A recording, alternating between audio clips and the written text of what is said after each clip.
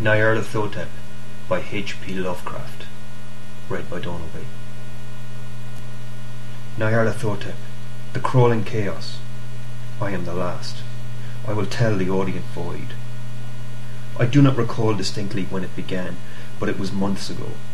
The general tension was horrible. To a season of political and social upheaval was added a strange and brooding apprehension of hideous physical danger, a danger widespread and all-embracing, such a danger as might be imagined only in the most terrible phantasms of the night. I recall that the people went about with pale and worried faces, and whispered warnings and prophecies which no one dared consciously repeat or acknowledge to himself that he had heard. A sense of monstrous guilt was upon the land, and out of the abysses between the stars swept chill currents that made men shiver in dark and lonely places. There was a demoniac alteration in the sequence of the seasons. The autumn heat lingered fearsomely, and everyone felt that the world, and perhaps the universe, had passed from the control of known gods or forces to that of gods or forces which were unknown. And it was then that Nyarlathotep came out of Egypt. Who he was, none could tell, but he was of the old native blood and looked like a pharaoh. The fellaheen knelt when they saw him, yet could not say why. He said that he had risen up out of the blackness of 27 centuries, and that he had heard messages from places not on this planet. Into the lands of civilization came Nyarlathotep, swarthy, slender and sinister, always buying strange instruments of glass and metal and combining them into instruments yet stranger. He spoke much of the sciences, of electricity and psychology, and gave exhibitions of power which sent his spectators away speechless, yet which swelled his fame to exceeding magnitude. Men advised one another to see Nyarlathotep, and shuddered. And where Nyarlathotep went, rest vanished, for the small hours were rent with the screams of nightmare. Never before had the screams of nightmare been such a public problem. Now the wise men almost wished they could forbid sleep in the small hours, that the shrieks of cities might less horribly disturb the pale, pitying moon as it glimmered on green waters, gliding under bridges, and old steeples crumbling against the sickly sky. I remember when Nyarlathotep came to my city, the great, the old, the terrible city of unnumbered crimes. My friend had told me of him, and of the impelling fascination and allurement of his revelations, and I burned with eagerness to explore his uttermost mysteries.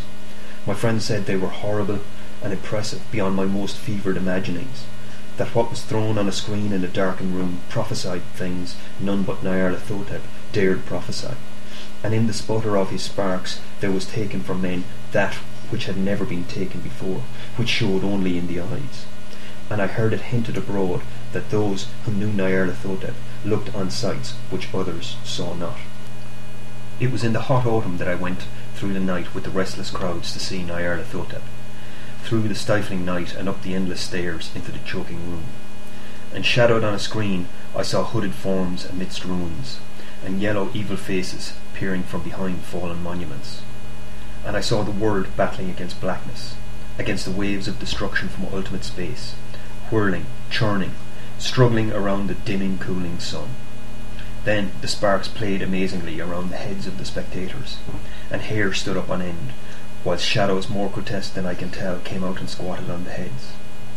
And when I, who was colder and more scientific than the rest, mumbled a trembling protest about imposture and static electricity, Nyarlathotep drove us all out, down the dizzying stairs, into the damp, hot, deserted midnight streets. I screamed aloud that I was not afraid, that I never could be afraid, and others screamed with me for solace. We swore to one another that the city was exactly the same, and still alive, and when the electric lights began to fade, we cursed the company over and over again, and laughed at the queer faces we made. I believe we felt something coming down from the greenish moon, for when we began to depend on its light, we drifted into curious involuntary formations, and seemed to know our destinations, though we dared not think of them. Once we looked at the pavement, and found the blocks loose and displaced by grass, with scarce a line of rusted metal to show where the tramways had run. And again we saw a tramcar, lone, windowless, dilapidated, and almost on its side.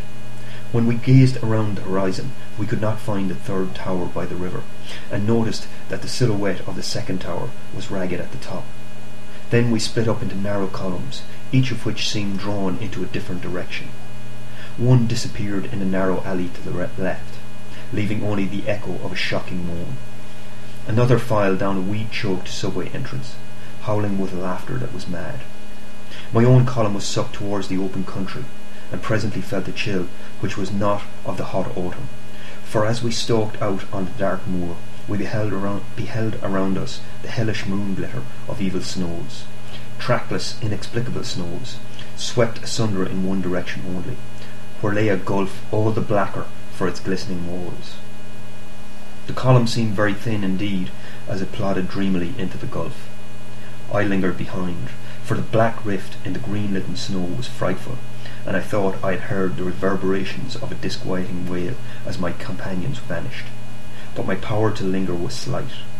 As if beckoned by those who had gone before, I half floated between the titanic snowdrifts, quivering and afraid, into the sightless vortex of the unimaginable. Screamingly sentient, dumbly delirious, only the gods that were can tell.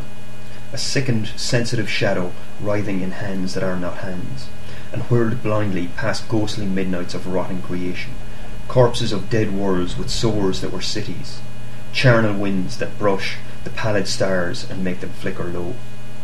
Beyond the worlds, vague ghosts of monstrous things, half-seen columns of unsanctified temples that rest on nameless rocks beneath space and reach up to dizzy vacua above the spheres of light and darkness.